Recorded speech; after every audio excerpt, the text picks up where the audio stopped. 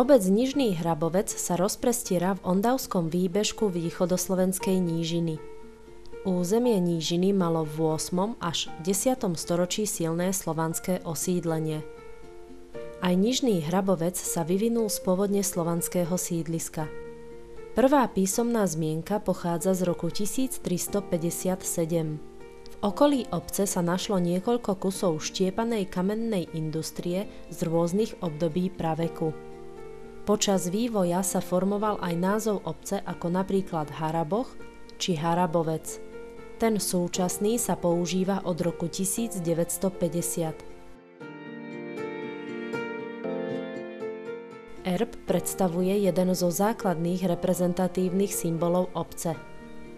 Motívom erbu sa stal odtlačok pečatidla z druhej polovice 19. storočia, na ktorom je vyobrazený zelený hrab vyrastajúci zo zelenej pažite.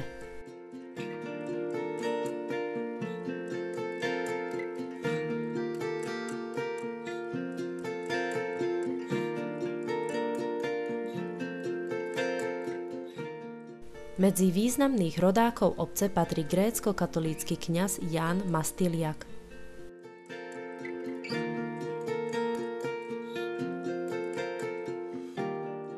V období feudalizmu bola obec majetkom viacerých zemianskych rodín. Zemianská história zanechala v obci viaceré pamiatky. Z historických objektov na území obce dodnes stojí barokový kaštiel s rozsiahlym parkom. Bol postavený v roku 1784 a klasicisticky upravený v roku 1840.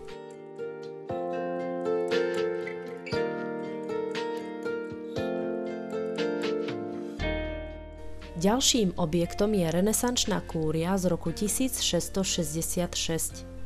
Začiatkom 20. storočia bola prestavaná, no dodnes sa zachovali len pôvodné klenby.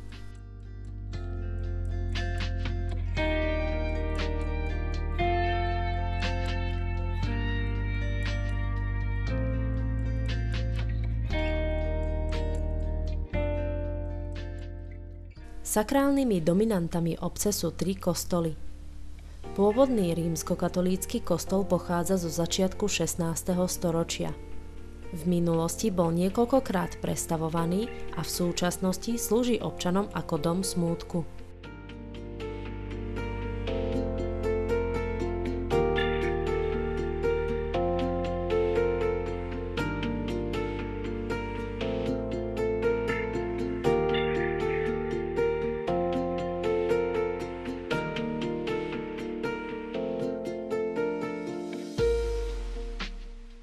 Rímskokatolíckym veriacim slúži kostol zasvetený na nebovzatiu Panny Márie.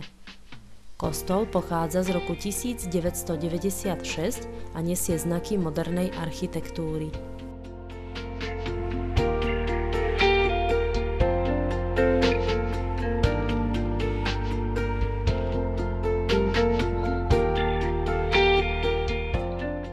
Grécko-katolíckym veriacim slúži cirkev z roku 1825. Jej interiéru dominuje nádherný ikonostas.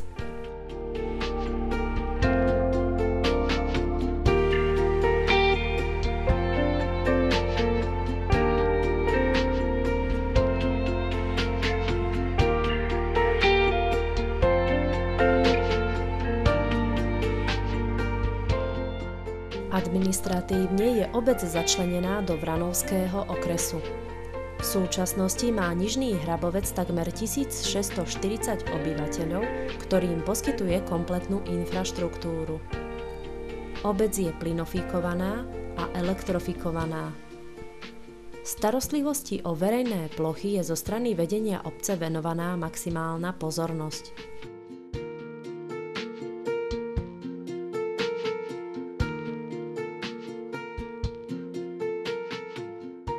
Významným prvkom v rozvoji infraštruktúry sa stala komplexná rekonštrukcia budovy obecného úradu. Výsledkom je dnes budova s moderným vzhľadom, ktorá obyvateľom poskytuje administratívne služby v peknom a komfortnom prostredí.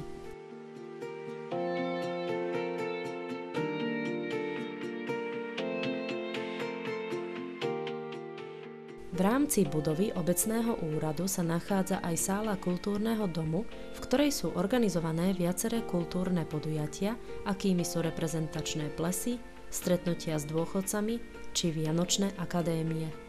V roku 2014 sa v obci konali dni Nižnohrabovčanov. Úvod slávností bol venovaný prehliadke ľudových remesiel, na ktorej sa predstavovali remeselníci z obce, ale aj širokého okolia, a ktorí návštevníkom ponúkli výsledky svojej vlastnej tvorby.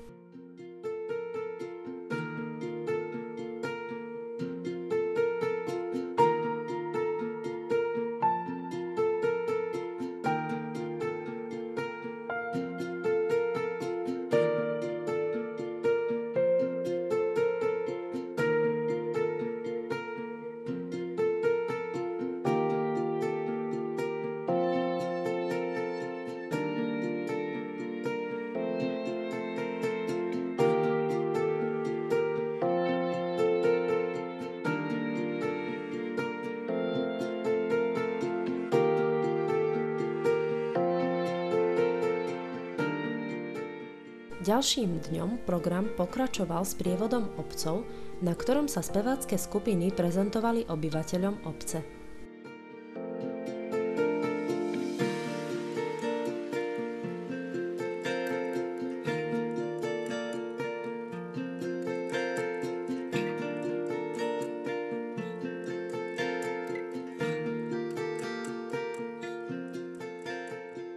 Súčasťou programu bolo aj slávnostné prestrihnutie pásky a posvetenie budovy zrekonštruovaného obecného úradu so sálou kultúrneho domu, kde následne vystúpili folklórne a spevácke skupiny z obce, ale aj širokého okolia.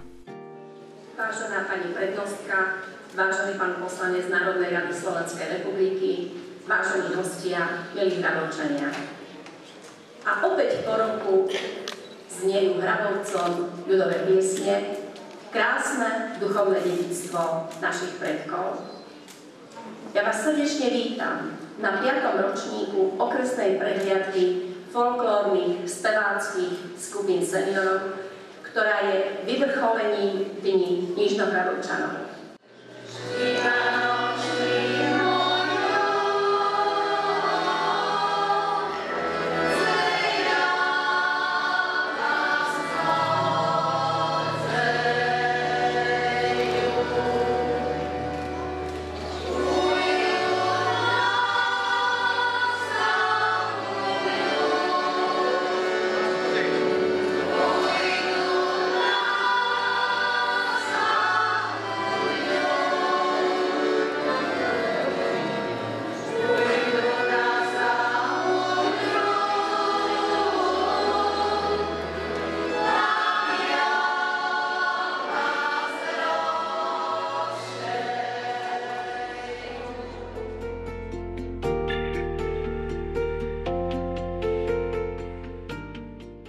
Školstvo je v obci zastúpené materskou a základnou školou.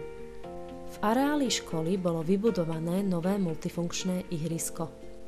Infraštruktúru obce doplňa zdravotné stredisko, lekáreň, pošta, niekoľko miestnych predajní, ale aj súkromní podnikatelia poskytujúci viaceré služby.